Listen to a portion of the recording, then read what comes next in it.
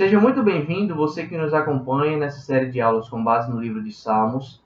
Essa série de aulas que tem como tema principal o Deus que nos ouve e nos ensina. E hoje vamos aprender uma aula com o tema Um Sono Tranquilo. Li recentemente um livro, um relato de um famoso capitão do mar que, na época das grandes embarcações, ele navegava de Liverpool para Nova York e durante essa viagem veio uma tempestade muito forte, ondas gigantescas, parecia um tufão, de tão forte que era o vento que estava atravessando naquela região. Os tripulantes ficaram com medo, vestiram salva-vidas, alguns deles já estavam esperando pelo pior. Foi então que a filha desse capitão, que tinha apenas 8 anos, acordou com barulho, com o desespero das pessoas, e foi perguntar para o pessoal: o que é que está acontecendo? Os outros tripulantes responderam que estavam passando por uma tempestade e que era um momento perigoso o que estava acontecendo. Então ela perguntou: meu pai está no convés? E eles responderam que sim. Então essa garotinha de apenas 8 anos sorriu, deitou a cabeça de volta no travesseiro e voltou a dormir em poucos minutos. Esse é o tipo de fé como de uma criança como essa que agrada a Deus. É o tipo de fé que Deus ele quer construir em nós. É uma fé de uma pessoa que confia naquele que é capaz de proteger a nossa alma, pois ele é aquele que não descansa nem dorme. Fé também significa crer que Deus é absolutamente confiável. O que vamos estudar hoje tem a ver com isso. Tem a ver com quais resultados que Davi alcançou no meio da crise familiar por meio da oração. Em Salmo capítulo 3, versículo 5, a Bíblia diz: eu me deito e durmo, e torno a acordar, porque é o Senhor que me sustém. Durante momentos de crise, o sono é uma das coisas que não vem com facilidade. Eu não sei quanto a você, mas já passei por momentos de crise. E nesses momentos que eu estava passando de crise, eu não consegui dormir direito. Teve uma época que eu estava sobrecarregado de muitas atividades na minha vida. Estava fazendo faculdade, estudando no seminário, liderando um pequeno grupo na igreja, um grupo de bairro, cuidando dos jovens da igreja e ainda mais trabalhava como professor. Foi uma época bastante intensa. E nessa época também estava havendo muitos conflitos lá no seminário que estavam me deixando um tanto tenso. Eu ficava quase que o dia inteiro sofrendo de dores na nuca.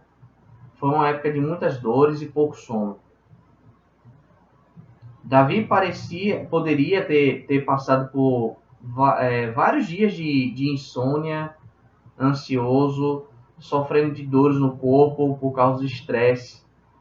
Um estresse daquela crise que ele estava sofrendo, que ele estava passando com o seu filho. Um filho que havia se rebelado contra ele, que queria matá-lo. Ele poderia ter trilhado por esse caminho.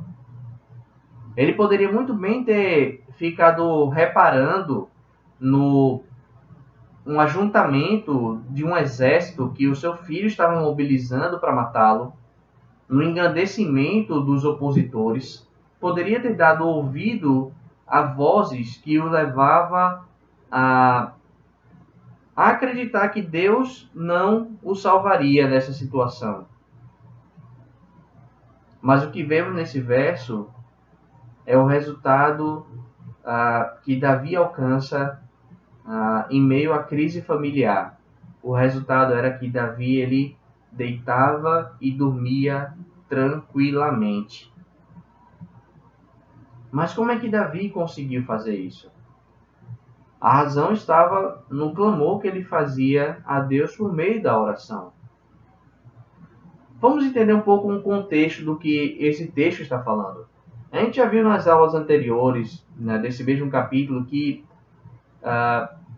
Davi ele foi tentado a reagir de forma humana, mas ele decidiu levar isso para Deus. Ele estava orando a Deus.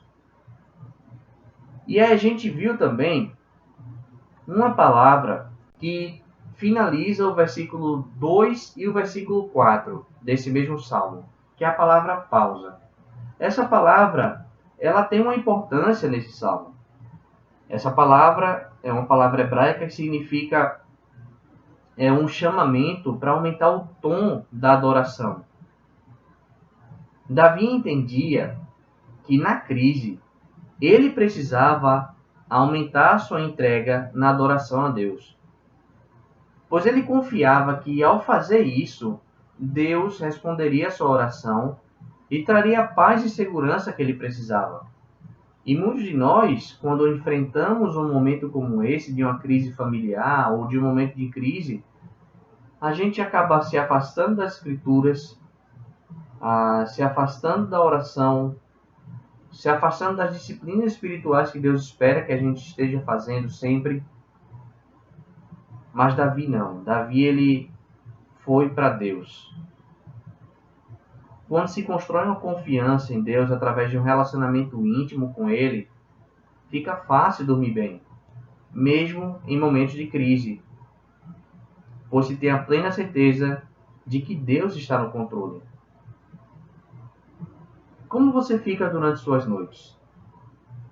Você fica acordado a noite toda, preocupado com a crise que está acontecendo em sua família? Você fica acordado e vê que não tem poder para mudar nada, mesmo acordado? Você, em vez de ficar se revirando na sua cama, já pensou em se levantar para buscar a presença de Deus, para lidar com essa situação, entrar na batalha de forma espiritual, para chegar ao entendimento que Deus está no controle? Você quer saber se outras formas que talvez esteja te levando a conseguir dormir nesse momento, se essas formas são realmente eficazes? Quer saber se elas realmente estão ajudando a resolver a situação?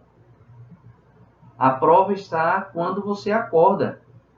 A Bíblia Viva descreve assim esse verso: quando acordo, me sinto seguro, porque o Senhor cuida de mim. Quando você acorda, a crise volta a acontecer? Então você precisa ter a convicção de que a Bíblia está falando a verdade. Você precisa chegar à conclusão de que suas noites de sono serão muito melhores se você conseguir aprender a depositar sua confiança em Deus, mesmo no meio da crise. Você tem que construir uma confiança nele mais do que em qualquer outra coisa que esteja te ajudando a dormir. Pois essas outras coisas não lidam com questões profundas que há no coração, com situações que você muito provavelmente está ignorando e não está lidando corretamente junto com Deus. Essas coisas que estão muitas vezes atrapalhando e tirando o seu sono e te levando a perder a confiança em Deus, se chama pecado. E eles são revelados em momentos de crise, porque estão no coração. Insônia, ansiedade, sofrimento, você sofrer com dores no corpo por causa de um estresse, certamente não fazia parte da vida de Davi, não precisa fazer parte da sua vida. O que eu consigo aprender olhando para esse versículo é que Somente uma experiência de andar com Deus e crescer na fé que pode nos levar a ter uma segurança na resposta de Deus. Em Salmo capítulo 3, versículo 6, a Bíblia diz: não me assustam os milhares que me cercam. Quando a gente constrói uma confiança em Deus, vemos que a gente está do lado mais forte. A gente está ao lado de um exército que é vencedor. Por isso que Deus ele traz sempre essa noção de que está ao lado da pessoa que confia nele. Em Êxodo 3, versículo 11 e 12, a Bíblia diz: Moisés, porém, respondeu a Deus: quem sou eu para apresentar-me ao faraó e tirar os israelitas do Egito? Deus afirmou: eu estarei com você. Esta é a prova que sou eu quem o envia. Quando você tirar o povo do Egito, vocês prestarão culto a Deus neste monte. Juízes, capítulo 6, versículos 15 e 16, a Bíblia diz: ah, Senhor, respondeu Gideão, como posso libertar Israel? Meu clã é o menos importante de Manassés, e eu sou o menor da minha família. Eu estarei com você, respondeu o Senhor, e você derrotará todos os midianitas como se fossem um só homem. Em Jeremias, capítulo 1, versículos 7 e 8, a Bíblia diz: o Senhor, porém, me disse: não diga que é muito jovem. A todos a quem eu enviar, você irá e dirá tudo o que eu lhe ordenar. Não tenha medo deles, pois eu estou com você para protegê-lo, diz o Senhor. Como eu falei, não é à toa que Deus sempre protegeu e sempre ajudou aquelas pessoas que confiavam nele, que andavam ao lado dele. Pessoas que construíram confiança em Deus, uma convicção, como fala em Romanos 8, versículo 31. Que diremos, pois, diante dessas coisas? Se Deus é por nós, quem será contra nós? Essa é uma promessa que sempre se cumpriu na vida do povo de Deus, daquelas pessoas que construíram a confiança no poder de Deus. Você vai ver isso acontecendo repetidas vezes na Bíblia inteira. Em Salmo 27, versículo 3, a Bíblia diz: ainda que um exército se acampe contra mim, meu coração não temerá. Ainda que se declare guerra contra mim, mesmo assim estarei confiante. Absalão até poderia ter juntado milhares em seu exército, mas Davi estava confiante. Estava confiante em Deus. Essa é uma fé que, mesmo cercado por inimigos, mesmo com o aparente agigantamento deles, no fim das contas, quem sairia vencedor seria Davi. A glória de Deus seria mostrada para todo mundo por meio da vitória de Davi. E esse é o motivo pelo qual esse versículo não termina com a palavra pausa. No mais alto tom da adoração, mesmo em um momento de crise, é que alcançamos o triunfo. Davi havia chegado no alto tom da sua adoração a Deus, e não tinha por que mais aumentar mais o tom. Ele já estava confiante em Deus. Por isso que a Bíblia fala, em João 4, versículo 23, no entanto, está chegando a hora, e de fato já chegou, em que os verdadeiros adoradores adorarão o Pai em espírito e em verdade. São estes os adoradores que o Pai procura. Deus está procurando pessoas que o adorem no tom mais alto que ele espera. Assim como Davi alcançou, como vemos nos versos 5 e 6. Esse é o tipo de adoração que a gente vê se repetir várias vezes. Um tipo de adoração que é espírito e em verdade. A gente vê se repetir isso acontecendo na Bíblia inteira. O que podemos aprender com Salmo no capítulo 3, versículos 5 e 6, a respeito da oração?